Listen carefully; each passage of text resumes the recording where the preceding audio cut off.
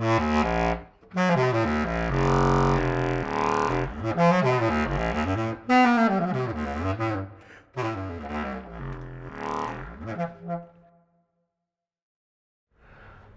I was like 17, I was living in Austin. I took a bus from Austin to New York to go to. I really just wanted to go to MoMA, and I wasn't.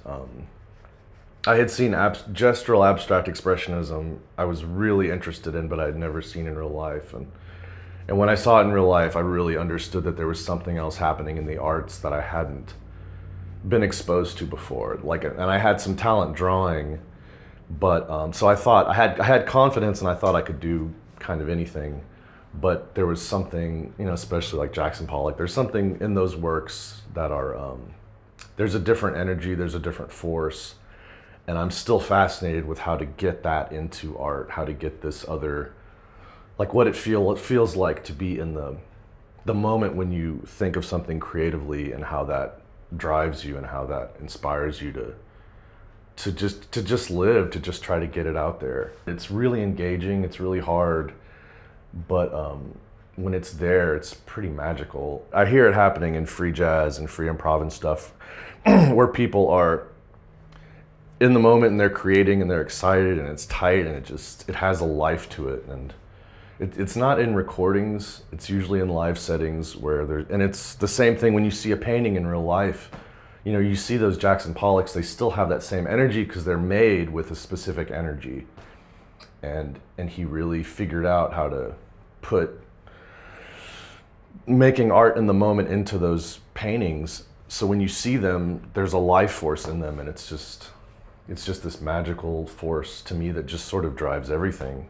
So when I go to make art, it never really gets boring, because it's so hard to get to it, it's so hard to find it, and it's so fleeting. But I think artists look for that all the time, this magical spark that seems to just come out of nowhere, and then suddenly you're inspired to make something you've never made before. I haven't found that in any other art forms, really. So I'm trying to do both of them. I feel like I'm way better at the painting because I feel like I have more talent for it. But I like music. I like that it's hard. I like that it's challenging, and I like that I'm not good at it. And I like forcing myself into that situation where I have to, like the second I go near this instrument, like everything is engaged, because I can't not be focused and not be because if you relax or like lean over, everything goes out of whack.